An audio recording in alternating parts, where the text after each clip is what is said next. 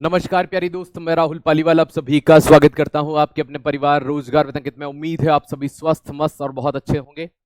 प्यारी दोस्त, हमने कल तक पढ़ा था, मैंने आपको बताया था कि भाई नाभिक होता है, नाभिक के अंदर भाई परमाणु होता है, परमाणु के अंदर नाभिक पाया जाता है। मैं एक बार आपको रिवाइज करवा देता हूं ताकि आपको ये कल की क्लास पूरी लिंक हो जाए, है ना। हमने एटम और मॉलिक्यूल को पढ़ना कल शुरू किया था। ये कल की पीडीएफ है जो मैं आपको अभी डिस्कस करने वाला हूं। मैं आपके साथ आज इसे पढ़ने वाला हूं, ठीक है, ताकि आपका एक बार रिवीजन हो जाए, है ना। और रिवीजन नहीं करवाना है, बेसिकली मैं ये चाहता हूं कि आप इससे वापस से कनेक्ट हो जाएं ताकि जो आज की चीजें हम पढ़ें वो आपको प्रॉपरली अच्छे से समझ में आ जाए। देखो दोस्त, सबसे पहले मैंने एटम के बारे में आपको कुछ जानकारी दी थी कि भाई एटम जो वर्ड है वो डेमोक्रिट्स के द्वारा दिया गया है, या स्मॉलेस्ट पार्टिकल होता है, इनडिविजिबल होता है ना। इसके बाद में हमने देखा था कि डॉल्टन साहब ने भी कुछ एटॉमिक प्रिंसिपल सबसे पहले सन 1808 में, हालांकि इन्होंने थ्योरी तो 3 में दी थी लेकिन दुनिया के सामने ये कब आई, 1808 में आई। ये थ्योरी प्रस्तुत करते हैं, उसके बाद ये चीजें सामने आती। इन्होंने कहा दुनिया का कोई भी मैटर है वो छोटे छोटे एटम या अर्थात परमाणु से मिलकर बना होता है। ये स्मॉलेस्ट पार्टिकल होता है, इनडिविजिबल होता है, न्यूट्रल होता है मतलब उदासीन होता है, ये सभी चीजें। और न ही तो एटम को बनाया जा सकता है, न नष्ट किया जा सकता है, neither be create nor be destroy. तो ये चीजें हमने कल तक डिस्कस की थी। उसके बाद में मैंने कुछ स्टेटमेंट थे डॉल्टन के जो एग्जाम में मोस्ट रिपीटेड रहते हैं, उनके बारे में मैंने आपको बताया था। कुछ चीजें मैं स्टार लगाते हुए आगे बढ़ता हूं जो मेनली एसएससी, है ना, लगातार पूछती है। जैसे कि परमाणु रासायनिक अभिक्रिया में भाग लेता है, ये कथन किसने कहा था? डॉल्टन ने कहा था। याद रखना, atom participate in chemical reaction, है ना। परमाणु स्वतंत्र अवस्था में नहीं पाया जाता, ये एग्जाम में पूछा जाता है कि स्वतंत्र अवस्था में कौन रहता है? मॉलिक्यूल, है ना। वह सबसे छोटा, वह या वो सबसे स्मॉलेस्ट पार्टिकल जिसमें उस एलिमेंट के सारे गुण पाए जाते हैं वो फ्री स्टेट में होता है, वो मॉलिक्यूल होता है। ये स्टेटमेंट भी किसका था? डॉल्टन का था। यहां तक हमने पढ़ा था भाई। फिर मैंने आपको एक परमाणविक, द्विपरमाणविक, त्रिपरमाणविक और बहुपरमाणविक के बारे में भी डिस्कस किया था। ये सारी चीजें मैंने दोस्त आपको यहां पर अच्छे से बताई थी। और इनके आगे हम थोड़ा बड़े थे कि भैया मैंने इनसे एमसीक्यू भी आपको करवाए थे, जो लगभग लगभग 99% बच्चों के सही जवाब आए थे। अब यहां से हम थोड़ा सा आगे बढ़ते हैं तो हमने एटॉमिक स्ट्रक्चर के बारे में थोड़ा बहुत पढ़ा था कि भाई जो न्यूक्लियस होता है उसकी जो रेडियस होती है वो 10⁻⁻15 मीटर होती है। एटम अर्थात परमाणु की जो रेडियस होती है वो 1 एंगस्ट्रॉम अर्थात 10⁻10 मीटर होती है ना। ये चीज ध्यान रखिएगा। इतनी चीजें हमने बहुत अच्छे से देखी थी बेटा। अब आरडब्ल्यूए पर जो बोर्ड है वो ब्लैक नहीं रहेगा, या तो वो इस तरह का रहेगा या वो व्हाइट रहेगा। तो मैं कोशिश करेंगे आज हम व्हाइट ले लेते हैं थोड़ा सा, है ना। अब देखिएगा दोस्त, नाभिक के आकार परमाणु का आकार का कितना होता है? अगर आपसे ये पूछा जाता है तो भैया वो 1 लाख गुना का डिफरेंस होता है। मतलब न्यूक्लियस से जो एटम का साइज है वो इतना बड़ा होता है। परसेंटेज में ये चीज फिर मायने अलग हो जाएंगे। फिर मैंने आपको ये बताया था कि जो नाभिक होता है ना, नाभिक का जो द्रव्यमान होता है वही एक्चुअल में किसी एटम का मास होता है, परमाणु का द्रव्यमान होता है। चलिए, सही है ना। इसी को हमने परमाणु का द्रव्यमान, प्रोटॉन की संख्या प्लस न्यूट्रॉन की संख्या जो होती है, यहीं से परमाणु द्रव्यमान निकल करके आया था। तो जब हमने इस चीज को अच्छे से देखा समझा तो एक चीज मेरे माइंड में आती, और वो चीज क्या थी जो मेरे मन मस्तिष्क में आई, जो मेरे माइंड में आई? भाई मैं यहां पर आपको सबसे पहले 2-3 चीजों के बारे में बताऊंगा। सबसे पहले हम यहां पर देखते हैं एटॉमिक। देखो, किसी भी तत्व के बारे में, जैसे मान लीजिए मैं आपको सबसे पहले एक जानकारी दे देता हूं, एक बेसिक सी। अगर मान लीजिए मैं यहां पर लिखता हूं कि भाई बीच में हमने मान लीजिए एक्स लिख दिया, यहां जेड लिख दिया और यहां पर ए लिख दिया। अब ये बेसिक सा फंडा है, किसी भी इन मैं 2 चीजों से आपको इसको समझाने वाला हूं। एक और यहां पर आप समझना, फॉर द एग्जाम्पल मैं एक एलिमेंट को यहां पर ले लेता हूं। जैसे कि हम यहां पर हीलियम की बात कर लेते हैं। अब मैं हीलियम की बात करता हूं तो यहां पर मैं कितना लिख सकता हूं? 2। यहां पर मैं कितना लिख सकता हूं दोस्त? याद रखिएगा 2 लिख सकता हूं। और साथ ही मैं कितना लिख सकता हूं यहां पर? भाई 2, और यहां पर मैं 4 लिख देता हूं। अब जब भी आपको ये दिखा हुआ मिले जेड क्या होता है, तो याद रखिएगा जेड हमेशा परमाणु क्रमांक को दर्शाता है। किसको दर्शाता है? परमाणु क्रमांक को, है ना। मतलब जो नीचे लिखा हुआ नंबर रहेगा वो हमेशा एटॉमिक नंबर रहेगा। क्या रहेगा दोस्त? एटॉमिक नंबर रहेगा। और ऊपर ये जो ए लिखा हुआ है ये दर्शाएगा किस चीज को? तो दोस्त याद रखना, ये परमाणु द्रव्यमान को दर्शाएगा। किसको दर्शाएगा? परमाणु द्रव्यमान। आपको क्लास हमेशा, है ना, कंटिन्यूअस लेना है ताकि आपको चीजें समझने में दिक्कत नहीं हो। ये एटॉमिक मास को दर्शाता है, परमाणु द्रव्यमान को दर्शाता है। और ये बीच में लिखा हुआ जो यहां पर आपको एक्स दिखाई दे रहा है, ये सिंबल है, ये संकेत होता है। क्या होता है? संकेत होता है, सिंबल होता है, जिसके माध्यम से, जैसे अब यहां देखिए, यहां पर अगर मैं बात करूं कि ये 2 क्या है, है ना, ये 2 क्या है भाई, ये He क्या है, और ये 4 क्या है ना। अगर इस तत्व को हम यहां पर अच्छे से देखते हैं, समझते हैं, तो एक चीज हमारे रिकॉर्ड क्लास चलने में दिक्कत हो रही है। आप एप्लीकेशन को एक बार अपडेट कर लीजिए, है ना। अगर फिर भी प्रॉब्लम होती है तो हम इसको चेक करवाते हैं, ठीक है, क्लास हो जाए उसके बाद में। एप्लीकेशन को एक बार अपडेट कर लीजिए, ठीक है, एक बार अपडेट कर लीजिए एप्लीकेशन को आप, हो जाएगा आपकी, है ना, जो क्लासेस हैं वो सही से चल जाएंगी। चलिए, है ना। फिर भी अगर ये प्रॉब्लम आ रही है तो मैंने आपकी प्रॉब्लम को नोट डाउन कर लिया है, मेरी क्लास के बाद ही मैं इसका सॉल्यूशन कर पाऊंगा, चलती क्लास में नहीं कर पाऊंगा, ठीक है।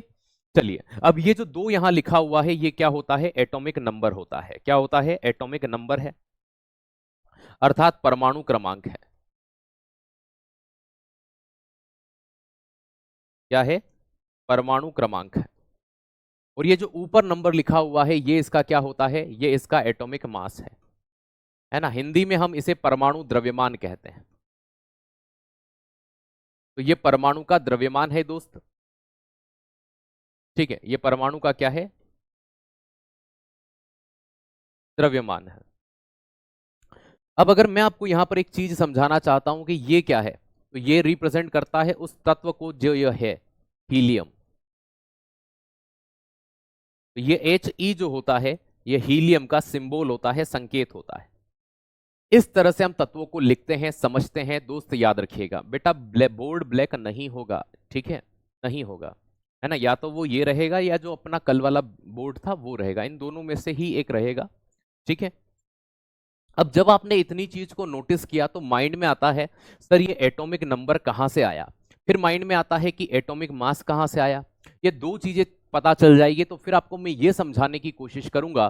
प्यारे दोस्त याद रखिएगा, एटॉमिक नंबर कहां से आया, परमाणु द्रव्यमान कहां से आया, किसी तत्व में इलेक्ट्रॉन, प्रोटॉन और न्यूट्रॉन की संख्या कैसे होती है, हम अभी उनको पढ़ेंगे, इलेक्ट्रॉन की खोज किसने की, ये सब पढ़ेंगे, लेकिन वो बाद में। पहले हम एक बेसिक सा कॉन्सेप्ट, एक बेसिक चीज समझ जाएंगे तो हमें इस चीज को समझने में बहुत ही सहायता मिलेगी। आइए हम देखते हैं। सबसे पहले, जब जैसे इस हीलियम को ही मैं लेता हूं भाई, जब हम सबसे पहले यहां पर बात करते हैं किसकी, एटॉमिक नंबर की, तो एटॉमिक नंबर की बात करते हैं, परमाणु क्रमांक की बात करते हैं। तो जब मैं परमाणु क्रमांक की आपसे बात करता हूं, एटॉमिक नंबर की आपसे मैं बात करता हूं, तो भाई सबसे पहली चीज ये आती है कि एटॉमिक नंबर जो है उसकी खोज किसने की, उसको डिस्कवर्ड किसने किया। तो डिस्कवर्ड बाय, या खोज का श्रेय किसे दिया जाता है। तो आप अगर इस नाम को भूल जाते हैं तो आप हमेशा एक नाम याद रखिएगा, मोसी ने खोज की थी। किसने की थी, मोसी ने इसको खोजा था, अर्थात हेनरी मोसले सही जवाब होता है ना। तो इस परमाणु क्रमांक की जो खोज का श्रेय दिया जाता है वो हेनरी मोसले को दिया जाता है। किसे दिया जाता है, हेनरी मोसले। तो हेनरी मोसले वो साइंटिस्ट हैं जिन्होंने इसको डिस्कवर किया था, हेनरी मोसले। तो हेनरी मोसले के द्वारा इसको खोजा जाता है। ओके, मैं आपको बता चुका हूं बेटा, आरडब्ल्यूए पर अब ब्लैक, है ना, नहीं आता है बैकग्राउंड। आप कमेंट मत करें, मैंने आपको 4 बार जवाब भी दिया है। ओके, उम्मीद है आप इस चीज को समझ चुके होंगे, है ना। अब अगर मैं बात करूं तो एटॉमिक नंबर हेनरी मोसले ने खोजा सन 1911 में। ये जो हेनरी मोसले होते हैं ये है कौन। तो दोस्त आप कभी भी एक चीज ये पढ़ते हैं कि जैसे मैं आपको ये बताता हूं कि फादर ऑफ पीरियोडिक टेबल कौन है ना, ये आप चीज पढ़ते हैं। तो फादर ऑफ पीरियोडिक टेबल किसे कहा जाता है, पीरियोडिक टेबल।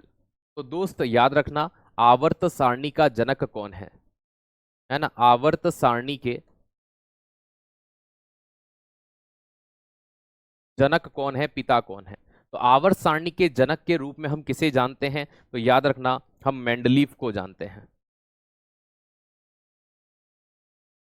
किसको जानते हैं, मेंडलीव को जानते हैं। मेंडलीव बोलते हैं, लिखते हैं मेंडलीव्स हैं, मेंडलीव को जानते हैं। ये वो आदमी है हेनरी मोसले, जिन्हें हम क्या कहते हैं दोस्त, याद रखिएगा, फादर ऑफ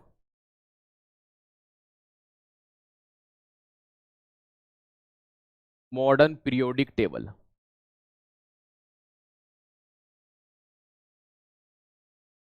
हिंदी में कहूं तो आधुनिक आवर्त सारणी के जनक कहलाते हैं।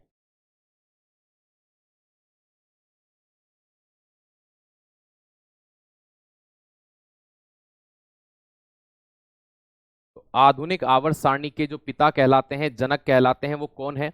हेनरी मोसले। ये वही नाम है, ये वही नाम है जो बहुत एग्जाम में रिपीटेड रहता है। इन्होंने पहली बार एटॉमिक नंबर को खोजा था, परमाणु क्रमांक को खोजा था। कैसे इन्होंने एटॉमिक नंबर को खोजा, किस तरह से इन्होंने इस चीज को देखा, बेटा मैं बेसिक से लेकर के आपको एडवांस लेवल मतलब हार्ड लेवल तक ले जाऊंगा। आप में से अधिकतर बच्चे सोच रहे होंगे सर इतना इजी क्यों पढ़ाया जा रहा है, क्योंकि मेरे साथ बहुत सारे बच्चे ऐसे हैं जिन्होंने आज से पहले कभी केमिस्ट्री को नहीं पढ़ा है ना। तो दोस्त याद रखिएगा, इस कारण से उन्हें हर चीज में जहां जहां डाउट होता है उन डाउट्स वाली चीजों को मैं बॉक्स में बंद कर देता हूं, ताकि आपको कभी भी इस तरह की कोई प्रॉब्लम का सामना न करना पड़े जहां पर आपको द्वंद्व उत्पन्न होता है। ओके, अब यहां पर अगर मैं बात करता हूं तो इन्होंने क्या किया था, इन्होंने ये बताया कि किसी भी तत्व का जो एटॉमिक नंबर होता है, परमाणु क्रमांक होता है, वो परमाणु क्रमांक उस तत्व का ही हो सकता है, किसी और का नहीं। तो परमाणु क्रमांक जो तत्व का होता है वो एक्चुअल में इन्होंने कहां से लिया? तो दोस्त याद रखिएगा, नंबर ऑफ प्रोटॉन जो थे, क्या थे? Number of proton.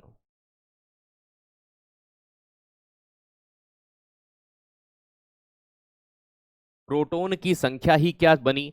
तो याद रखिएगा, जितने प्रोटॉन पाए जाते हैं वही उसका परमाणु क्रमांक कहलाता है। और ये सबसे पहले जानकारी किसने दी थी? ये जानकारी सबसे पहले देने का काम किया था हेनरी मोसले ने। मतलब इससे पहले कभी भी परमाणु क्रमांक नाम की कोई चीज नहीं हुआ करती थी। तो प्रोटॉन जो है दोस्त याद रखिएगा, प्रोटॉन जो है वही क्या कहलाता है ना, प्रोटॉन की जो टोटल संख्या होती है उसे ही एटॉमिक नंबर के रूप में जाना जाता है। मैं अभी एक एलिमेंट का पूरा के पूरा पोस्टमार्टम करूंगा ताकि आपको सारी चीजें विस्तृत रूप से समझ में आ जाएं कि वास्तविकता में ये कैसे होता है। ठीक है, तो ये चीज आपने देखी, ये चीज आपने समझी, ये चीज आपने जानी।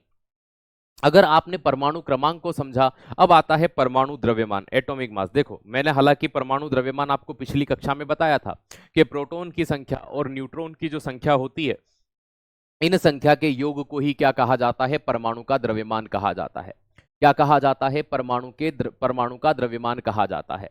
ओके, तो इस चीज को आपने इस तरह से नोटिस किया, इस तरह से आपने जाना, है ना। चलिए, बहुत बढ़िया, बहुत ही शानदार। अब दोस्त इतनी चीज जब आपने समझ ली, इतनी चीज जब आपने जान ली, तो एक चीज माइंड में आती है, वो ये आती है, जैसे हमने यहां पर अभी एक एलिमेंट को लिया था, मैं उस एलिमेंट को वापस से यहां पर लिखता हूं। भाई मैं यहां पर हीलियम को लेता हूं, मैं यहां 2 लिखता हूं और यहां 4 लिखता हूं।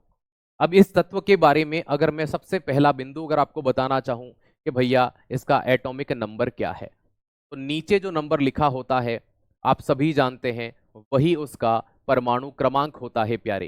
क्या होता है? परमाणु क्रमांक होता है। तो परमाणु क्रमांक इसका कितना निकल करके आया? 2 निकल कर आया, क्योंकि यहां पर क्या लिखा हुआ था? 2 लिखा हुआ था। आप पीरियोडिक टेबल में भी अगर देखेंगे तो यहां नीचे की ओर जो नंबर होता है वो एटॉमिक नंबर होता है, और ऊपर की ओर जो लिखा होता है वो परमाणु द्रव्यमान होता है। ठीक है, अगली बात करते हैं कि भाई इसका एटॉमिक मास क्या होगा। तो एटॉमिक मास की बात करते हैं, अर्थात हम परमाणु द्रव्यमान की बात करते हैं। तो परमाणु का द्रव्यमान जो था वो क्या निकल करके आया? तो भाई याद रखना, परमाणु द्रव्यमान इसका क्या हो गया? 4 हो गया। अब भाई यहां से कुछ चीजें आपको सीखनी होगी कि इनसे ही हमें पता चलेगा, इनसे ही हमें पता चलेगा कि प्रोटॉन की संख्या क्या है, इलेक्ट्रॉन की संख्या क्या है और न्यूट्रॉन की संख्या क्या है। मैं आपसे पूछता हूं कि बताइए प्रोटॉन की संख्या क्या होगी? प्रोटॉन की संख्या क्या होगी? मैं आपसे पूछता हूं बताइए इलेक्ट्रॉन की संख्या क्या होगी? इलेक्ट्रॉन की संख्या क्या होगी? तो ये बड़ा कंफ्यूजन हो जाता है, बच्चा इतनी सी चीज में से इन सबको कैसे निकालेगा? या न्यूट्रॉन की संख्या क्या होगी, न्यूट्रॉन की संख्या क्या होगी? इन सबको यहां पर देखना, समझना और जानना, ये इस चीज को इंगित करता है कि हम इसे किस तरह से देख पाते हैं। बेटा रिकॉर्डेड क्लास में, क्लास होने के बाद में बात करूंगा टीम से, अब क्लास छोड़कर तो मैं नहीं जा सकता ना। ठीक है, मैंने आपको बोल दिया, मैंने आपको जवाब दे दिया। ठीक है, अगर आप फिर भी नहीं सुन पा रहे हैं, समझ पा रहे हैं, तो मैं क्या जवाब दूं? कॉपी पेस्ट करना कोई हल नहीं होता। ठीक है, चलिए,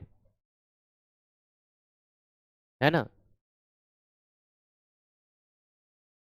मैंने जवाब दे दिया आपको, 3 बार जवाब दिया रिकॉर्डेड क्लास का। ये क्लास हो जाने दीजिए बेटा, ठीक है, क्योंकि क्या समस्या है टेक्निकल, मुझे बात करनी पड़ेगी, बिना बात के मैं आपको कैसे जवाब दे दूं? ठीक है, हम जानते हैं कि जो प्रोटॉन होता है, प्रोटॉन की संख्या ही क्या होती है, परमाणु क्रमांक। मतलब कि अगर यहाँ पर इसका भाई ये जो 2 है, अगर ये इसका एटॉमिक नंबर है, अर्थात इसमें प्रोटॉन की संख्या कितनी होगी, 2 होगी। क्योंकि एटॉमिक नंबर ही, परमाणु क्रमांक ही प्रोटॉन की संख्या होती है। दोस्त इस बारे में ध्यान रखिएगा, है ना, प्रोटॉन की संख्या ही क्या होती है, परमाणु क्रमांक होती है। ठीक है, चलिए अब बात अगर मैं करता हूं इलेक्ट्रॉन की संख्या, हमेशा इस बात को ध्यान रखिएगा, हमेशा इस बात को आप ध्यान रखिएगा कि भैया जो प्रोटॉन की संख्या होती है वो हमेशा बराबर होगी किसके, जो प्रोटॉन की संख्या होती है वो बराबर होगी इलेक्ट्रॉन के। लेकिन अगर बस वो एलिमेंट की बात करें, किसी को इलेक्ट्रॉन देना नहीं है, किसी से लेना नहीं है, उस कंडीशन में, जैसे आप ये समझिए, मैंने आप 2 दोस्तों को 10-10 रुपए दिए, किसने दिए, मैंने दिए। अब अगर मान लीजिए एक दोस्त ने किसी को 1 रुपया दे दिया, किसी से 1 रुपया ले लिया, तो या तो उसके पास 9 रुपए हो जाएंगे या उसके पास 11 रुपए हो जाएंगे। कि सर सही बात है, अगर आपका वो दोस्त इलेक्ट्रॉन है, अगर वो किसी से पैसा नहीं ले, न किसी को पैसा दे, इलेक्ट्रॉन यहां क्या कर सकता है, किसी और से इलेक्ट्रॉन न ले, किसी और को इलेक्ट्रॉन न दे, है ना, न तो वो एक्सेप्ट करे इलेक्ट्रॉन, न डोनेट करे। ऐसी कंडीशन में हमेशा उस तत्व के अंदर इलेक्ट्रॉन और प्रोटॉन की संख्या हमेशा क्या होती है, बराबर। अगर यहां प्रोटॉन 2 थे तो इलेक्ट्रॉन भी कितने हो जाएंगे, 2 हो जाएंगे। बस एक कंडीशन जो मैंने आपको बताई है कि न तो इलेक्ट्रॉन दिया जाना चाहिए, न इलेक्ट्रॉन को एक्सेप्ट किया जाना चाहिए, है ना, बस ऐसी कंडीशन में तो इलेक्ट्रॉन की संख्या भी यहां कितनी हो जाएगी, 2 हो जाएगी। दोस्त याद रखना। अब न्यूट्रॉन की संख्या कहां से आती है, आपको मैंने कल की क्लास में एक चीज पढ़ाई थी, आप यहां देखिए, इसको देखिए, परमाणु का द्रव्यमान, मैंने यहां पर आपको एटॉमिक मास पढ़ाया, ये 2 चीजों से मिलकर बना होता है, number of proton, number of neutron. Proton की संख्या प्लस न्यूट्रॉन की संख्या किस किस चीज से बना हुआ है, फिर से देखना, number of proton, number of neutron, proton की संख्या प्लस न्यूट्रॉन की संख्या। अब यहां देखिए आपके पास में भैया, है ना, एक अगर मैं आपको यहां कहता हूं तो आपको ये तो पता चल गया कि जो एटॉमिक मास है वो 2 चीजों से मिलकर बना हुआ है। एटॉमिक मास 2 चीजों से मिलकर बना हुआ है। किस किस से मिलकर बना हुआ है, तो दोस्त याद रखना, number of proton, number of proton, proton की संख्या plus number of neutron, number of neutron.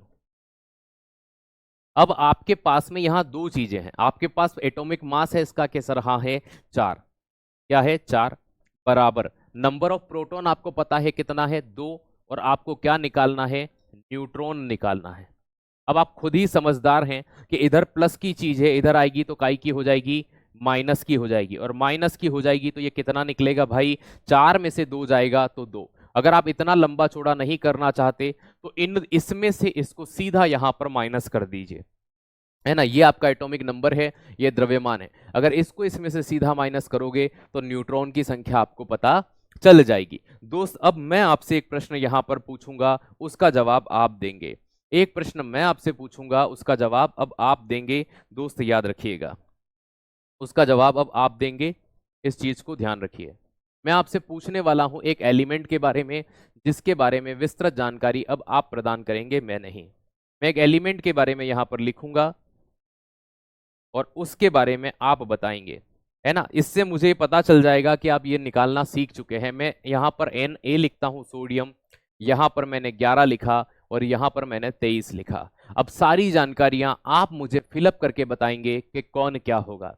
मैं आपको साथ ही साथ प्रैक्टिस करवाते हुए जा रहा हूं, मैं नहीं चाहता कि आप ये बाद में कहीं उलझें। आप कमेंट करके बताएंगे तो मैं समझ जाऊंगा कि आप निकालना सीख चुके हैं। एज इट इज मैं आपसे एक और निकलवाऊंगा ताकि मैं कॉन्फिडेंट हो जाऊं कि आप इसको बहुत अच्छे से समझ चुके हैं, सीख चुके हैं। चलिए आप मुझे सोडियम का जल्दी से यहां पर नंबर निकालकर बताइए कि कौन क्या होगा, बताइए, एक बार करने का प्रयास करिए। बहुत बढ़िया, ठीक है। आगे हो सके तो ये जरूर लिखना कि एटॉमिक नंबर 11 है, एटॉमिक मास, है ना, इतना है ना, प्रोटॉन की संख्या 11 है, इस तरह से, ताकि आप सही लिख रहे हैं या गलत मुझे इसकी जानकारी हो पाए। ठीक है, बहुत बढ़िया। परमाणु क्रमांक सभी बच्चों ने बिल्कुल सही जवाब दिया कि सर इसका एटॉमिक नंबर जो है वो 11 होगा। ठीक है, परमाणु द्रव्यमान दिया हुआ है 23, तो वो क्या होगा, 23 होगा। अब भैया प्रोटॉन की जो संख्या होती है वही परमाणु क्रमांक होता है, तो 11 हो जाएगा। इलेक्ट्रॉन की संख्या भी वही होगी, तो ये भी 11 हो जाएगा। न्यूट्रॉन की संख्या इन दोनों के बीच का अंतर होता है, क्योंकि हमें प्रोटॉन की संख्या पता है 11, द्रव्यमान पता है 23, 23 में से 11 जाएगा तो क्या आ जाएगा 12। क्या आप सभी बच्चों ने यही चीज करी है? क्या आप सभी यही निकाले हैं? इसी तरह से आपने निकाला है 11 23 11 11 12, तो आपने बिल्कुल उस चीज को सही यहां पर अप्लाई किया है, बिल्कुल आपने उस चीज को इक्वली यहां पर अच्छे से देने का काम किया है। अगर ये नंबर आपका नहीं है मतलब आपने कुछ गलती जरूर की है। चलिए, इसी तरह से हम एक और मैं आपसे पूछूंगा और आप उसका जवाब देंगे, देन मैं आपको आगे लेकर के बढ़ जाऊंगा। मैं समझूंगा कि आप ये सीख चुके हैं। मैंने यहाँ पर हाइड्रोजन लिखा, मैंने यहाँ पर एक लिखा और यहाँ पर भी मैंने एक लिखा। अब आप मुझे ये बताएंगे कि भाई यहाँ पर कौन सा नंबर क्या होगा। ठीक है, यहाँ पर कौन सा नंबर क्या होगा। बहुत बढ़िया, सभी बच्चों का लगभग सही जवाब है। एक बच्चा कह रहा है दोबारा समझाओ। भाई मैं इन्हीं चीजों को तो करवा रहा हूँ, वहां समझ नहीं आया तो अगला देखो, है ना। 3 बार समझाया, 2 बार मैंने आपसे करवाया और मैं भी समझा रहा हूँ। ओके, बाकी लगभग जितने भी बच्चों के जवाब हैं सभी के सही आए हैं, मतलब कि उम्मीद है आप इसे सीखे हैं। चलिए, अब देखो यहाँ पर हाइड्रोजन है, हाइड्रोजन का द्रव्यमान यहाँ पर 1 दिया गया है, इसको आप निकाल कर बताएंगे कि क्या होगा। बहुत बढ़िया, बहुत ही शानदार। परमाणु क्रमांक आप 1 बता रहे हैं, एटॉमिक नंबर द्रव्यमान 1 बता रहे हैं, प्रोटॉन की संख्या 1 बता रहे हैं और इलेक्ट्रॉन की संख्या भी 1 बता रहे हैं। लेकिन जो न्यूट्रॉन है ये 0 हो गया। क्या हो गया? 0 हो गया। दोस्त यहां पर मैं आपको एक बात कहना चाहूंगा, हमारे पास 118 तत्व हैं, याद रखना। इसमें hydrogen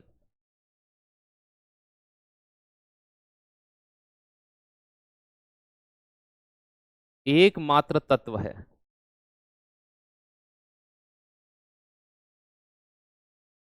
one and only element.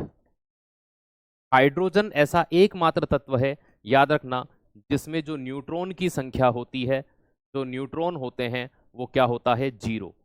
ऐसा इसके अलावा और कोई भी तत्व नहीं है ना। ये आपकी एग्जाम में मोस्ट रिपीटेड क्वेश्चंस में से एक माना जाता है कि वो तत्व का नाम बताइए जिसमें न्यूट्रॉन की संख्या 0 होती है। आपके पास में टोटल 118 एलिमेंट है प्यारे। कितने? 118। उन 118 में से सिर्फ हाइड्रोजन ही एकमात्र ऐसा है जिसके अंदर, दोस्त याद रखिएगा, नंबर ऑफ जो न्यूट्रॉन होते हैं उनकी संख्या क्या पाई जाती है? 0 पाई जाती है। इसके अलावा दूसरा कोई भी ऐसा तत्व दुनिया के अंतर्गत नहीं है। इस बात को आप यहां पर ध्यान रखना। ओके, उम्मीद है ये चीज आप यहां पर अच्छे से समझ पाए होंगे। अब इसके बाद मैं आपको आगे लेकर के चलता हूं दूसरी चीज के लिए। अब देखो, इन चीजों को पढ़ने से पहले जो हम डॉल्टन के बारे में ही पढ़ रहे थे और हमने इन चीजों को बीच में लिया, प्रश्न कैसे आएंगे? प्रश्न ऐसे ही तो आएंगे। आपसे दे दिया, बताइए हाइड्रोजन में न्यूट्रॉन की संख्या कितनी होती है, सोडियम में न्यूट्रॉन की संख्या कितनी होती है। मैंने आपको निकालना सिखाया, यहीं से प्रश्न बनते हैं। ओके, अब मैं आपको एक चीज बताता हूं, जो डॉल्टन का परमाणु सिद्धांत था ना, वो किस पर बेस्ड था? डॉल्टन का परमाणु सिद्धांत किस पर आधारित था? एक बहुत ज्यादा चर्चित प्रश्न आता है ना। डॉल्टन्स, है ना, याद रखना, प्रिंसिपल ऑफ डॉल्टन या डॉल्टन्स प्रिंसिपल बेस्ड ऑन, किस पर आधारित था? तो डॉल्टन का जो एटॉमिक प्रिंसिपल था वो किस पर आधारित था? ये प्रश्न एग्जाम में बहुत आता है। क्या आता है? डॉल्टन का परमाणु सिद्धांत।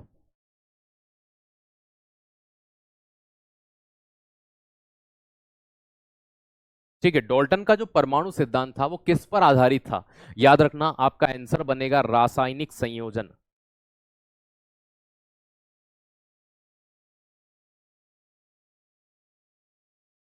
रासायनिक संयोजन पर आधारित था। किस पर आधारित था? है ना, रासायनिक संयोजन पर आधारित था।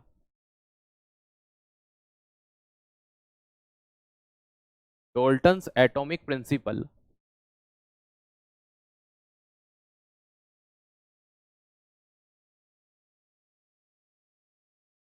बेस्ड ऑन, ये किस पर बेस्ड था?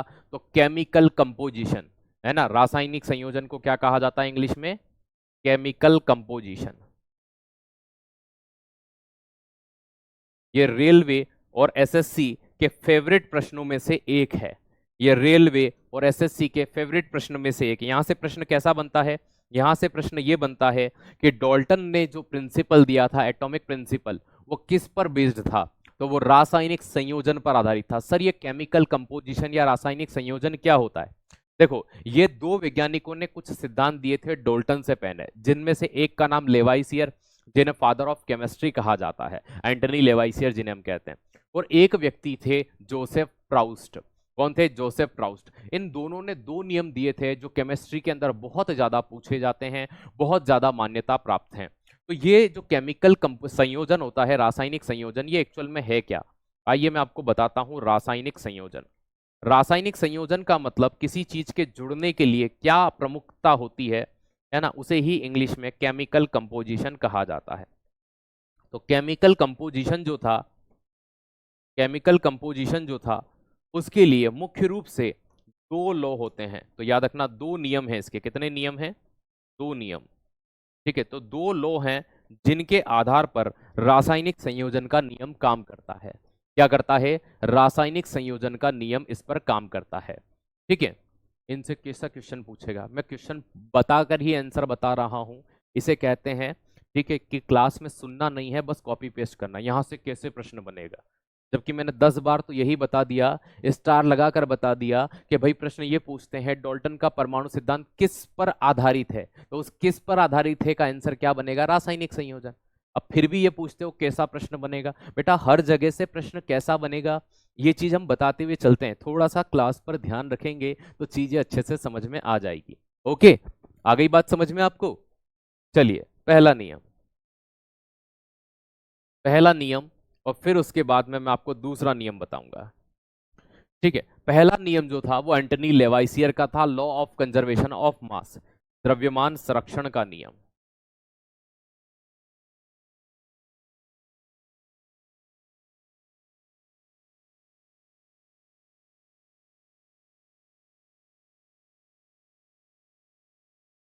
लॉ ऑफ कंजर्वेशन ऑफ मास, और दूसरा था, है ना, याद रखिएगा, द्रव्यमान संरक्षण का नियम, स्थिर अनुपात का नियम, लॉ ऑफ, है ना, डिफाइनाइट रेशो, है ना, स्थिर अनुपात का नियम।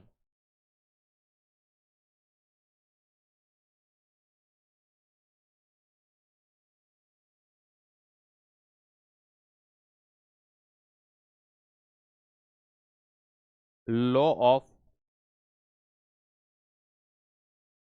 है ना, लॉ ऑफ डिफाइनाइट, है ना, रेशो। तो याद रखना, जो रेशो होता है वो निश्चित होता है। जैसे मैं अभी आपको इनके एग्जाम्पल दे देता हूं, हालांकि इन नियम को हमें अलग से पढ़ना है। ये नियम किसने दिया था? लेवाइसियर।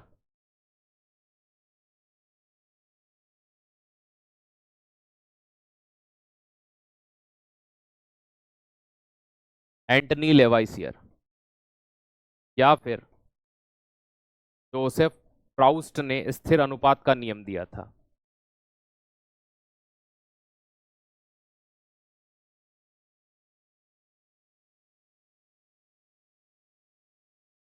अब देखो मैं आपको समझाता हूं, आप समझिएगा। आप अच्छे बच्चे हैं, एक बार में समझ जाएंगे।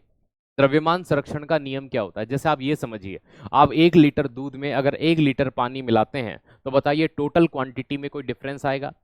अगर मैं ये कहता हूं कि आप 1 लीटर पानी में 1 लीटर दूध मिलाते हैं तो टोटल क्वांटिटी 2 लीटर बन जाती है, कि जी सर।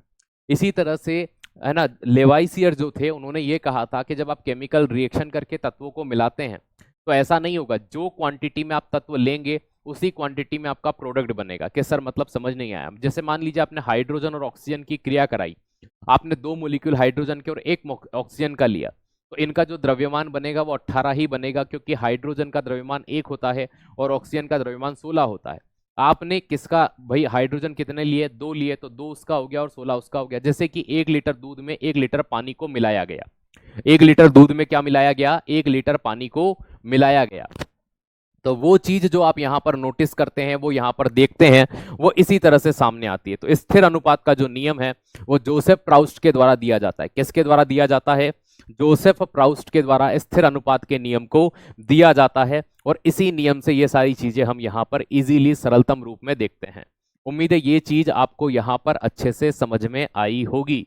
अगर आपने इस चीज को यहां देखा, स्थिर अनुपात मतलब जो रेशो होता है वो स्टेबल होता है। हालांकि इन दोनों नियम को हम आगे पढ़ेंगे, कब पढ़ेंगे, बाद में। अभी सिर्फ आप ये ध्यान रखना कि रासायनिक संयोजन का जो नियम होता है वो दो नियम पर बेस्ड होता है। वो दो नियम कौन से हैं? एक होता है द्रव्यमान संरक्षण का नियम, एक स्थिर अनुपात का नियम, law of conservation of mass, law of definite ratio.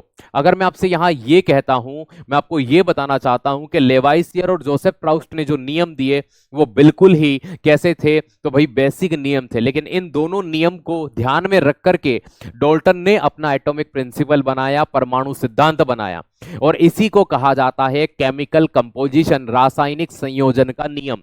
तो ये प्रश्न एग्जाम में जब जब आता है बच्चा इसे गलत करके आता है। दोस्त समझो, डाल्टन का एटॉमिक प्रिंसिपल हमने पढ़ा। उस एटॉमिक प्रिंसिपल बनाने के लिए उन्होंने जिन दो नियमों का अध्ययन किया था वो नियम थे द्रव्यमान संरक्षण का नियम और स्थिर अनुपात का नियम। इंग्लिश में कहें तो law of conservation of mass, law of definite ratio. इन दोनों नियम को मिला करके उन्होंने अपना एटॉमिक प्रिंसिपल या फिर मैं आपसे कहूं तो परमाणु सिद्धांत दिया। जब इन दोनों नियम को एक साथ लेकर के काम किया जाता है, इस नियम को रासायनिक संयोजन का नियम कहते हैं। क्या कहते हैं?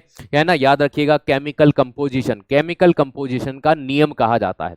इन नियम को हम आगे जब आवर्त सारणी या पीरियोडिक टेबल पढ़ रहे होंगे तब इन्हें डिटेल से पढ़ेंगे। आप वहां पढ़ना चाहते हैं कि यहीं पढ़ना चाहते हैं, जैसा आप कहेंगे मैं आपको करवा दूंगा। आप यहां पढ़ना चाहते हैं तो मैं इन्हें यहीं एक्सप्लेन कर दूंगा। कमेंट करिए, मैं आपके कमेंट चेक कर रहा हूं, बताइए।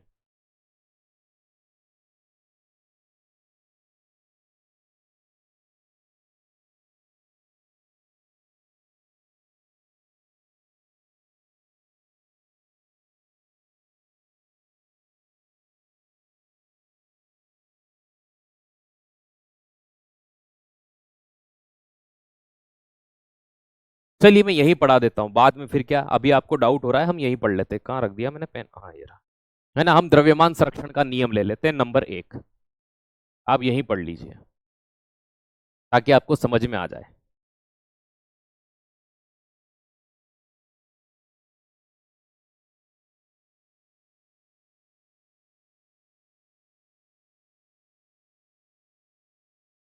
लॉ ऑफ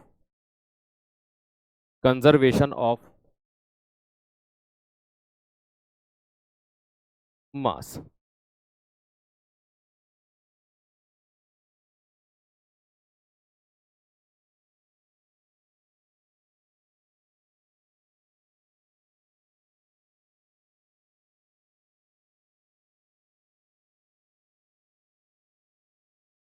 रासायनिक अभिक्रिया में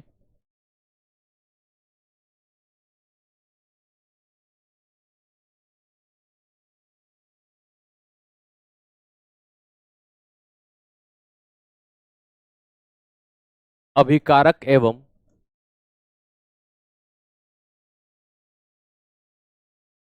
उत्पाद का भार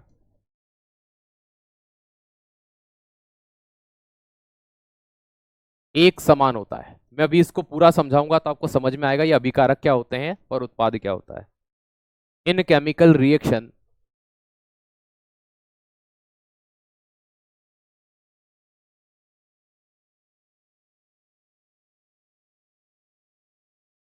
mass of reactant and mass of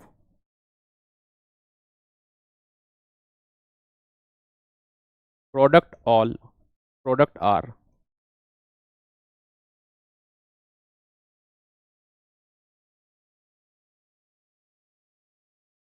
always equal। देखो, आपने रासायनिक अभिक्रिया देखी होगी, जैसे कि ये समझिए, मैं पानी में पानी बनाने के लिए हाइड्रोजन के 2 मॉलिक्यूल और 1 ऑक्सीजन को लेता हूं। मैं इनकी क्रिया कराकर क्या बनाता हूं? H2O बनाता हूं। अब यहां देखिएगा, ये जो चीज यहां पर बनकर के सामने आई है ये वाली चीज, और जिसने भाग लिया ये वाली चीज, ये जो भाग लिया ना, इस चीज को कहा जाता है अभिकारक। क्या कहते हैं? रासायनिक अभिक्रिया में भाग लेने वाले जो पदार्थ होते हैं उन्हें अभिकारक, रिएक्टेंट कहते हैं। क्या कहते हैं? रिएक्टेंट। ये मैंने यहां लिखा है, ठीक है। और ये जो बनता है इसे कहते हैं उत्पाद, प्रोडक्ट कहते हैं। कुल मिलाकर के जैसे कि 1 लीटर दूध और 1 लीटर पानी लिया तो इधर टोटल चीज क्या बनेगी, 2 लीटर बनेगी, है ना। अब यहां देखना, हाइड्रोजन के एक मोलिक्यूल का वजन कितना होता है, 1 होता है, द्रव्यमान कितना होता है, 1। अब अपने हाइड्रोजन कितने लिए कि सर 2 लिए, ठीक है भाई। ऑक्सीजन के एक मोलिक्यूल का वजन कितना होता है, 16। ऊपर हमेशा द्रव्यमान लिखा होता है, मैंने आपको अभी पढ़ाया। तो यहां देखो ऑक्सीजन का द्रव्यमान कितना हो गया कि सर 16, ये 2 और 16 है। अब यहां पर क्या बना, पानी। तो हाइड्रोजन का द्रव्यमान कितना है, 2, और ऑक्सीजन का द्रव्यमान कितना है, 16। तो 2 + 16 यहां टोटल कितना आया, 18। जबकि हमने लिया क्या था, हाइड्रोजन का 2 अणु लिया, मतलब 2 द्रव्यमान, और ऑक्सीजन का 16। अब इधर देखो इन दोनों का योग भी कितना है, 18, और इधर का योग भी कितना है, 18। तो ये चीज जो सामने आती है, ये द्रव्यमान संरक्षण का नियम है। द्रव्यमान संरक्षण, law of conservation mass of, ये कहता है कि जितना द्रव्यमान आपके अभिकारक का होगा उतना ही आपके उत्पाद का होगा। जैसे कि आप 1 लीटर अगर क्या लेते हैं, पानी लेते हैं, उसमें 1 लीटर एल्कोहल मिलाते हैं, तो प्रोडक्ट आपका हमेशा 2 लीटर का ही बनेगा। जैसे आप 1 किलो नमकीन के अंदर 1 किलो प्याज, 1 किलो टमाटर, 1 किलो, प्यारे दोस्त, ना पत्ता गोभी, और 1 किलो मुरमुरे डाल करके अगर प्रोडक्ट बनाएंगे, तो आपने जितनी क्वांटिटी, मान लीजिए सबकी 1-1 किलो लिए तो वो 5 किलो बन जाएगा, है ना। सबकी अगर मान लीजिए 100-100 ग्राम लिए तो वो 500 ग्राम बन जाएगा। इस तरह से जितना भी आपका अभिकारक, मतलब जो केमिकल रिएक्शन में भाग लेते हैं और बनने वाला जो प्रोडक्ट होता है, वो हमेशा ही कैसा होगा, बराबर होगा द्रव्यमान में। तो कभी भी अंतर, के सर अंतर आ गया, तो अंतर आ गया तो वो केमिकल रिएक्शन हो ही नहीं सकती और रासायनिक अभिक्रिया हो ही नहीं सकती, है ना। किसी न किसी रूप में ये चीज ध्यान रखना, वो चीजें हमेशा बराबर होंगी। और ये मैं नहीं कहता, ये नियम दिया है फादर ऑफ केमिस्ट्री, जिनका नाम है एंटनी लेवाइसर। तो ये जो लेवाइसियर है, उनके द्वारा इस नियम का प्रतिपादन किया गया, ठीक है। तो ये चीज ध्यान रखिएगा, आप अगर किसी रासायनिक अभिक्रिया को करते हैं, केमिकल रिएक्शन को करते हैं, तो वहां पर हमेशा रिएक्टेंट और प्रोडक्ट जो होगा उनका मास ऑलवेज क्या होगा, इक्वल होगा। पर इस बात को आप ध्यान रखना, ठीक है। हम नेक्स्ट पे यहां से आगे बढ़ते हैं। अब आपके माइंड में दूसरा नियम आना चाहिए, जिसे हम स्थिर अनुपात का नियम, लॉ ऑफ डिफाइनाइट रेशियो कहते हैं। तो भाई चलिए इसकी बात करते हैं, सेकंड नियम की बात करते हैं, ठीक है। स्थिर अनुपात का नियम क्या कहता है, स्थिर अनुपात का जो नियम है वो क्या कहता है। स्थिर अनुपात के नियम की बात करें, लॉ ऑफ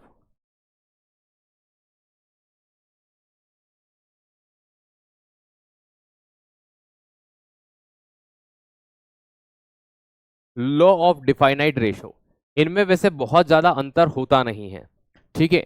इन दोनों नियम को अगर आप अभी पहले इसको एक बार अच्छे से देख लीजिए, देन मैं वापस आपको वहीं लेके चलूंगा जहां हम पढ़ रहे हैं स्थिर अनुपात के नियम। चलिए,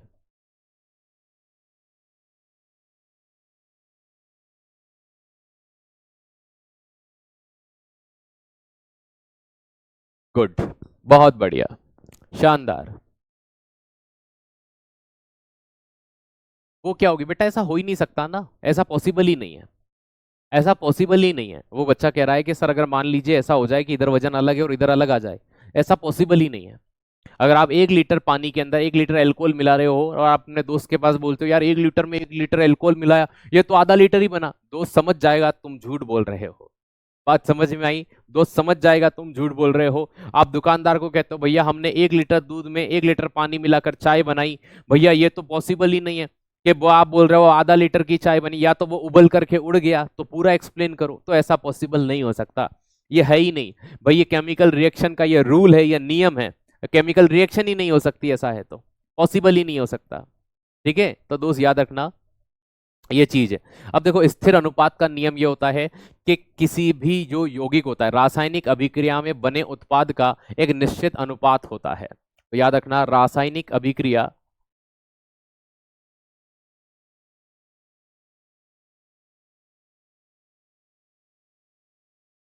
रासायनिक अभिक्रिया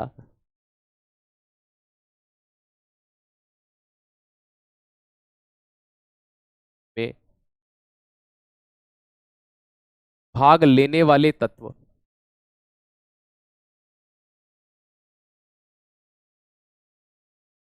द्वारा बना उत्पाद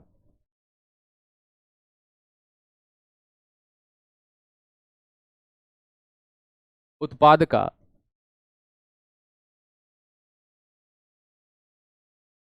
द्रव्यमान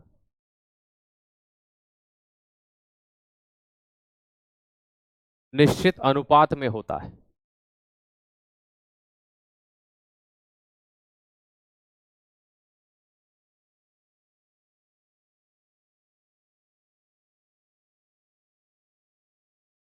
इन chemical reaction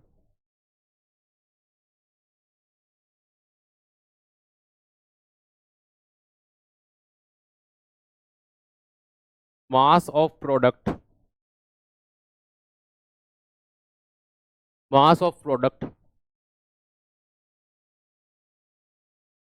found fixed ratio।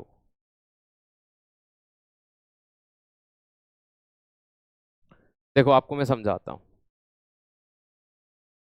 इसमें एक चीज हमेशा यहां पर एक बहुत प्यारी चीज लिखता हूं जो इस नियम की जान है, जो इस नियम की जान है।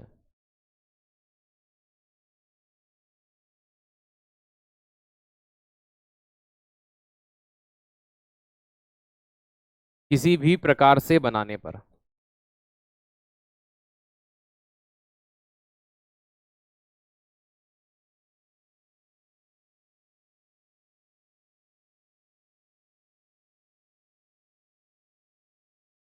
एनी टाइप ऑफ रिएक्शन, किसी भी प्रकार की रिएक्शन से अगर इसको बनाओगे तो वहां पर हमेशा रेशो जो होगा वो क्या होगा, रेशो जो होगा वो फिक्स्ड होगा। मैं आपको इसका बहुत प्यारा एग्जांपल देता हूं, समझिएगा। रासायनिक अभिक्रिया जैसे वही ले लेते हैं एग्जांपल पानी वाला, उदाहरण के तौर पे समझना। आपने हाइड्रोजन के मॉलिक्यूल की क्रिया ऑक्सीजन के साथ कराई, ठीक है, और आपने क्या बनाया, H2O बनाया। अब H2O आप सभी जानते हैं कि ये एक उत्पाद है, एक प्रोडक्ट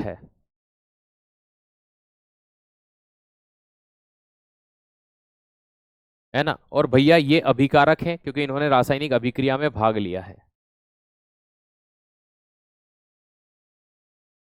ये रिएक्टेंट है। अब इसका द्रव्यमान कितना होता है, हाइड्रोजन का आप सभी जानते हैं, हाइड्रोजन का द्रव्यमान 1 होता है, ठीक है, 1H1 होता है, और ऑक्सीजन का द्रव्यमान 16 होता है। अब इस अभिक्रिया के अनुसार इनका यह कहना था कि जैसे आपने यहां पर पानी बनाया, क्या बनाया, पानी, तो पानी का पर्टिकुलर कोई ना कोई तो मास होगा, कुछ तो द्रव्यमान होगा। तो भाई पानी का जो द्रव्यमान होता है वो 2 + 16 से, अभी हमने इसके जस्ट पहले वाली रिएक्शन देखी, कितना आया, 18। लेकिन यहां द्रव्यमान की बात नहीं कर रहा, जैसे कि यहां पानी का द्रव्यमान कितना आया, 18 आया, ये द्रव्यमान की बात नहीं कर रहा, ये कह रहा है कि आपके हाइड्रोजन का द्रव्यमान कितना है, कि 2, क्योंकि 2 हाइड्रोजन आए हैं।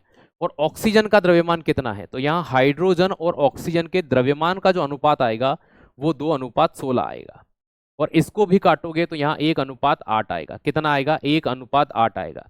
तो भैया इनका ये कहना है, आप दुनिया के किसी भी कोने में चले जाएं, आप दुनिया के किसी भी पार्ट में चले जाएं, दोस्त याद रखिएगा, आप दुनिया के किसी भी कोने में चले जाएं, आप दुनिया के किसी भी पार्ट में चले जाएं, अगर आपको पानी बनाना है, आप उस पानी को किसी भी रिएक्शन से बनाइए, आप उस पानी को किसी भी, इन chemical reaction mass of product found fixed ratio, in any chemical reaction, किसी भी प्रकार से बनाओगे, एनी टाइप ऑफ रिएक्शन, किसी भी प्रकार से अगर आप इस पानी को बनाओगे इस दुनिया के अंदर, तो याद रख लेना प्यारे दोस्त, उस पानी के अंदर हाइड्रोजन और ऑक्सीजन का जो अनुपात है वो हमेशा स्टेबल होगा, हमेशा स्थिर होगा, इस बात को ध्यान रखना।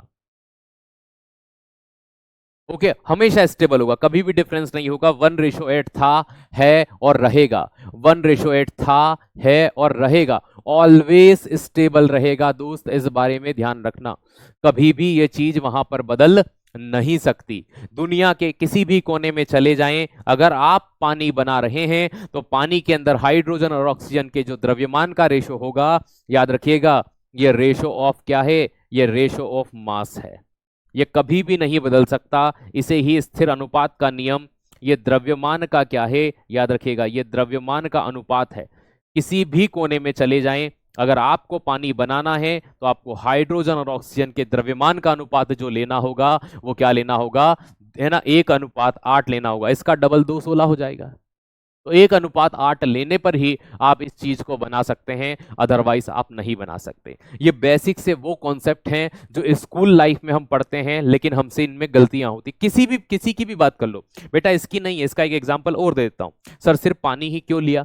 देखो दोस्त, पानी इसलिए लिया क्योंकि आप पानी का फॉर्मूला जानते हो बहुत अच्छे से, उसके NaCl। आप इसे क्या कहते हैं? आप इसे सॉल्ट कहते हैं, ठीक है। आप इसे सोडियम क्लोराइड कहते हैं, किसी की भी बात कर लो, सोडियम क्लोराइड कहते हैं। अगर आप सोडियम की बात करेंगे तो इसका द्रव्यमान 23 होता है। कितना होता है? 23। और लगभग इसका द्रव्यमान कितना होता है? 34 के आसपास होता है। तो 23:34 आपको लेना पड़े। किसी की भी बात कर लो बेटा, एनी कंपाउंड, कोई भी कंपाउंड जो होगा वो वही होगा, ठीक है ना। 16 लिखने से आया तो बेटा देखो रेशो, मुझे एक बात बताओ, है ना, एक बच्चा कह रहा सर 16 लिखने से आया। 16 भाई, ऑक्सीजन का द्रव्यमान कितना है? आप यहां पर देखो, ऑक्सीजन के एक अणु का द्रव्यमान कितना है? 16, ठीक है। हाइड्रोजन के एक अणु का द्रव्यमान कितना है? 1। अगर मुझे एक बात बताओ, आप 1 लीटर दूध में अगर आधा लीटर पानी मिलाओगे तो रेशो क्या बनेगा? 3:2 का ही बनेगा ना, कि नहीं बनेगा? ठीक है, सिंपल सी बात है यार, 2 का आधा मिला रहे हो। चलिए, बहुत अच्छी बात है। अब देखो, मैं आपसे उन चीजों की बात करता हूं जो भारत के लिहाज से महत्वपूर्ण है ना। बहुत सी बार एग्जाम में ये प्रश्न इस तरह से पूछे जाते हैं कि बच्चा बड़ा कंफ्यूज हो जाता है। हाँ, AWTPO के लिए भी आपको ये लेना है, और जो बचे हुए आपके पार्ट्स हैं AWTPO के, वो मैं आपके ही पर्टिकुलर बेस में जो 4-5 टॉपिक हैं वो मैं अलग से करवाऊंगा, तो आप उसके लिए निश्चिंत रहें। अभी ये कॉमन चीजें हैं, ये आपको पढ़नी है, ठीक है। तो मैं डिटेल में ही लेके चल रहा हूं। अभी सोचो, एटम वाले पार्ट में 2 घंटे हो गए, लेकिन एटम पूरा नहीं हुआ। एटम को अभी और डीप पढ़ना है कि सर क्या पढ़ना है एटम में। अभी अभी इलेक्ट्रॉन बाकी है, प्रोटॉन बाकी है, न्यूट्रॉन बाकी है, इसके बाद में न्यूट्रिनो बाकी है, पाउली बाकी है, हिग्स बोसोन पार्टिकल बाकी, इतने कण और पढ़ना है अभी इस पार्टिकल के अंदर, एटम के अंदर। एटम का आप अभी और चलेगी क्लास। उसके बाद समस्थानिक, समभारिक, आइसोन्यूट्रॉनिक, आइसोबार्स, ये पढ़ना है, ठीक है। अभी एटम कंप्लीट नहीं हुआ, उसके बाद थोड़ी बहुत जानकारी मॉलिक्यूल के बारे में पढ़ेंगे, तब जाकर के मैं इस टॉपिक को पूर्ण विराम दूंगा, पहले से नहीं दूंगा। अभी हमें बहुत सारी चीजें पढ़नी है दोस्त। अगर मैं आपसे ये बात करता हूं तो आपने ये सुना होगा, एक इंडियन फिलोसॉफी चलती है। क्या चलती है? Indian philosophy. अगर मैं आपसे इंडियन फिलोसॉफी की बात करता हूं, जानते हो ना इंडियन फिलोसॉफी, है ना। वो सुना होगा, मत कर काया पे अभिमान। तो ये जो काया पे अभिमान न करने वाली बात हो रही है, इंडियन फिलोसॉफी की अगर हम बात करते हैं, है ना, फिलोसॉफी। तो इंडियन फिलोसॉफी क्या होती है भाई? सीधी सी बात है ना। इंडियन फिलोसॉफी क्या होती है? अगर इंडियन फिलोसॉफी की बात करें तो हिंदी में इसे क्या कहा जाता है? हिंदी में इसे कहा जाता है,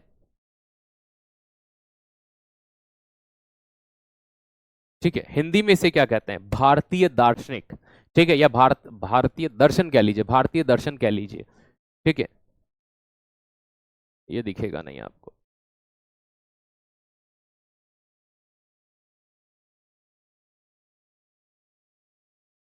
अगर मैं आपसे भारतीय दर्शन की बात करता हूं कि ये क्या चीज होती है, तो हमारी इंडियन फिलोसॉफी या भारतीय दर्शन ये कहता है कि दुनिया की हर वो वस्तु जिसका अपना अस्तित्व होता है, वो पंच तत्व से बनी है।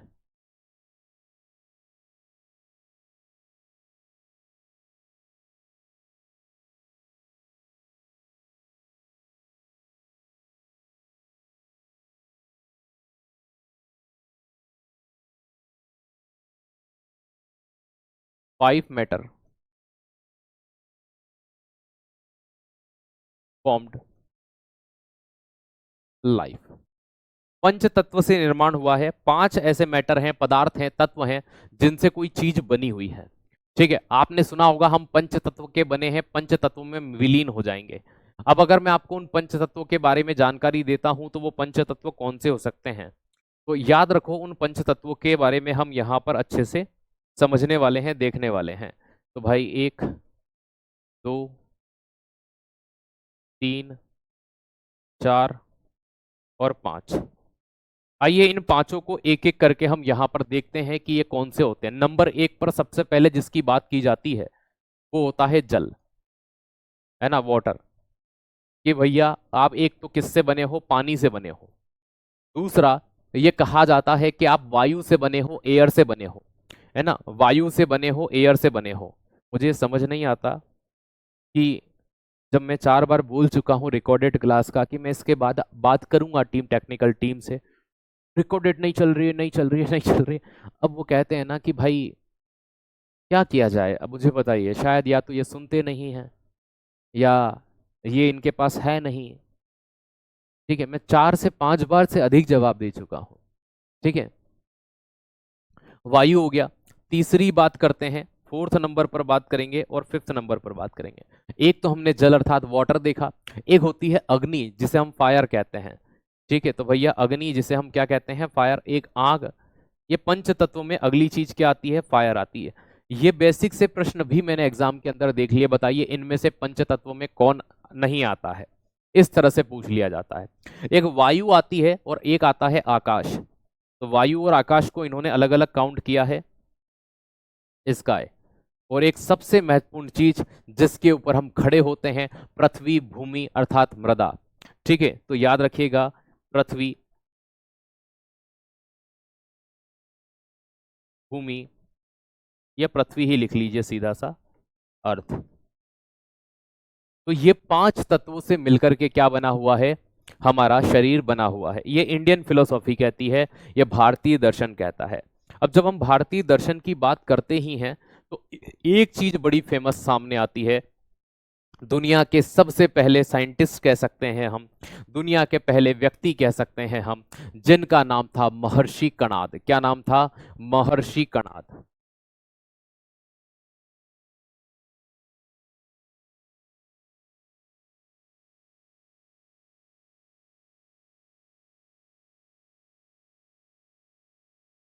महर्षि कणाद दुनिया के पहले ऐसे व्यक्ति माने जाते हैं जिन्होंने सन 860 ईसा पूर्व में ही इस चीज को बता दिया था, है ना, सन 1 के 860 साल पहले ये बता दिया था कि दोस्त, सभी पदार्थ सूक्ष्मतम कण से बने होते हैं, है ना, सभी पदार्थ का निर्माण, सभी पदार्थ का निर्माण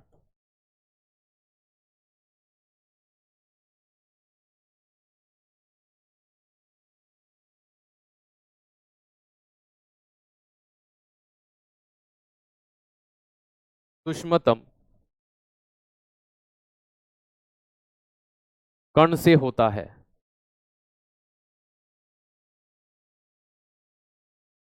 दुनिया के अंदर जितने भी छोटे, है ना, छोटे छोटे कण हैं, जिन्हें आज के समय में हम क्या कहते हैं, परमाणु कहते हैं, ये आज से सन 860 ईसा पूर्व में, है ना, याद रखिए, आज 250 साल और 250 में 860 साल और जोड़ लेना, इतने साल पहले हमारे यहाँ पर एक आचार्य, एक ऋषि बता गए जिनका नाम महर्षि कणाद था, है ना। All substance formed by smallest particle, है ना, ऑल सब्सटेंस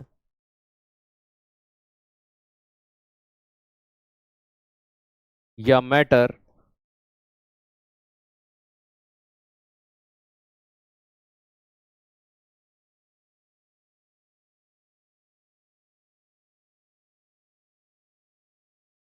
स्मॉलेस्ट पार्टिकल, तो स्मॉलेस्ट पार्टिकल या छोटे छोटे कणों से मिलकर ही निर्माण हुआ है। तो इस चीज को हमने यहां पर देखा, इस चीज को हमने समझा। तो हमने डॉल्टन के बारे में देखा तो हमें ये चीज समझ में आई। आपने देखा कि जब ब्रिटिशर्स हमारे यहाँ हुआ करते थे, वो इंडिया से सिर्फ ये चीजें लेकर नहीं गए, क्या कि सोना चांदी जवाहरात, वो हमारे यहाँ से किताबें ट्रांसलेट कर करके लेके भी गए थे अपने साथ में। और उन किताबों का उन्होंने अध्ययन किया, पढ़ा, और उन चीजों पर, जैसे आपको मैं किताब का नाम बताता हूँ, महर्षि सुश्रुत की एक किताब थी सुश्रुत संहिता, है ना, आपने कभी नाम सुना हो, बहुत फेमस ऋषि मुनि रहे, लेकिन दुनिया का पहला सर्जन माने जाते हैं वो, हम नहीं, विदेशी मीडिया भी या विदेशी जो साइंटिस्ट हैं उन्हें दुनिया का पहला सर्जन मानती है। क्यों मानती है, क्योंकि उनकी जो पुस्तक थी सुश्रुत संहिता, उस सुश्रुत संहिता के अंदर पहली बार उस सुश्रुत संहिता के अंदर पहली बार किन किन उपकरणों का, किन किन औजारों का है ना उपयोग ऑपरेशन में, किस रोग में किस प्रकार के टांके लगाने के लिए किसका, ऑपरेशन करने के लिए किसका, यहां तक कि कुछ लोग तो ये भी कहते हैं प्लास्टिक सर्जरी तक के उपकरण का वर्णन उस किताब में उन्होंने किया था कि इस तरह के उपकरण से इस तरह के इलाज में मदद मिलती है या ऑपरेशन में मदद मिलती है, ऑपरेशन करने के लिए उपकरणों का वर्णन किया। अब आप सोचिए कितनी महत्वपूर्ण चीज रही होगी। आज की क्लास यहीं पे विराम करते हैं।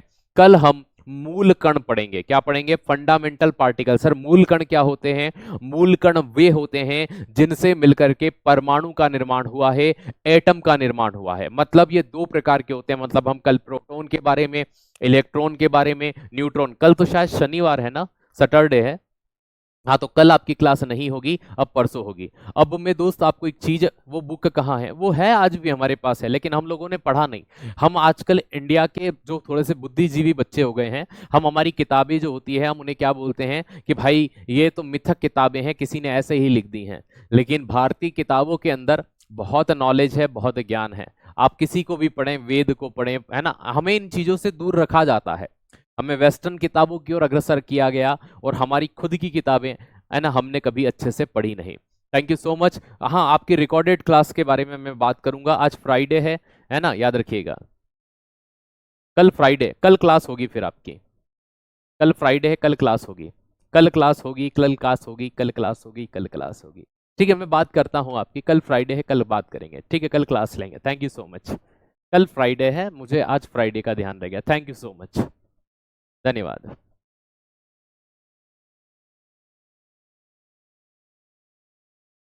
आपकी रिकॉर्डेड क्लास मैं देखता हूँ क्यों नहीं चल पा रही है।